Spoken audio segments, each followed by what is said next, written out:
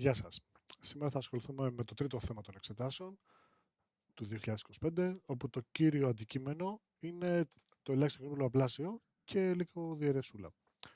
Τι μας ζητάει? Να βρούμε τον μικρότερο φυσικό αριθμό λάμδα, που πρέπει να προσθέσουμε στο 5.437, ώστε το άθροισμα που θα προκύψει να διαιρείται ακριβώς με το 6, το 8, το 9 και το 12. Τι πρέπει να κάνουμε λοιπόν εμείς? Τι πάει να πει ότι το άθροισμα θα διαιρείται ακριβώς?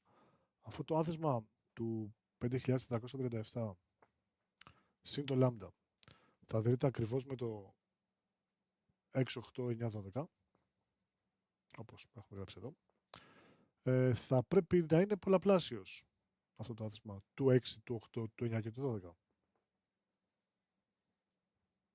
Άρα, και συνεπώς, θα πρέπει να είναι κάποιο κοινό πολλαπλάσιο αυτών των 4 αριθμών. Των 6, 8, 9 και 12.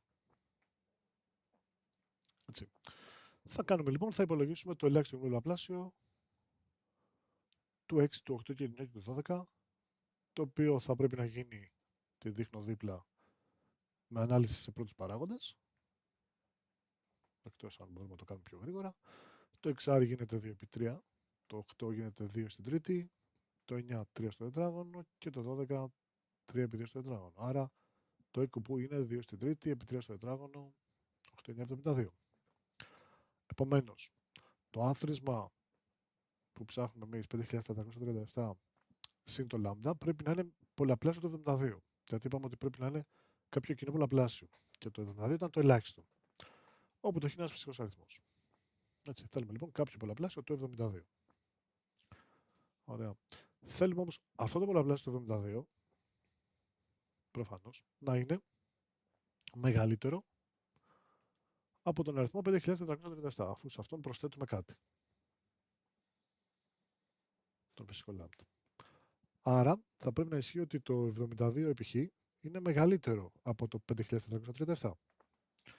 Διαιρώντας εδώ με το 72, βγαίνει ότι το χ είναι μεγαλύτερο από το 5.437 διά 72. Και με μια απλή διαιρεσούλα στα δεξιά, με το 72, βρίσκουμε, εδώ την φαίνεται γρήγορη, έτσι, ότι χορεύει 75 φορές και περισσεύουν 37. Άρα το χ είναι μεγαλύτερο από το 75 και 37,72. Είναι όμως φυσικός. Άρα ο μικρότερος φυσικός που θα μπορούσαμε να είχαμε, που να είναι μεγαλύτερος από αυτό που βλέπουμε, από την 1, είναι το 76. Συνεπώς, το μικρότερο πολλαπλάσιο του 72 που ξεπερνά το 5.437 είναι το 72 επί 76, αυτό έχει 76, που είναι ο 5.472. Άρα, θέλουμε λοιπόν να ισχύει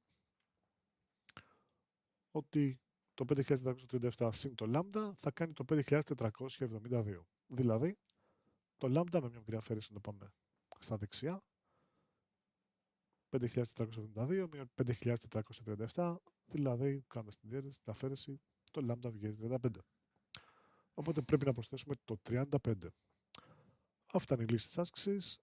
Ελπίζω να είναι κατανοητή από όλους. Σας εύχομαι υγεία και να είστε όλοι καλά.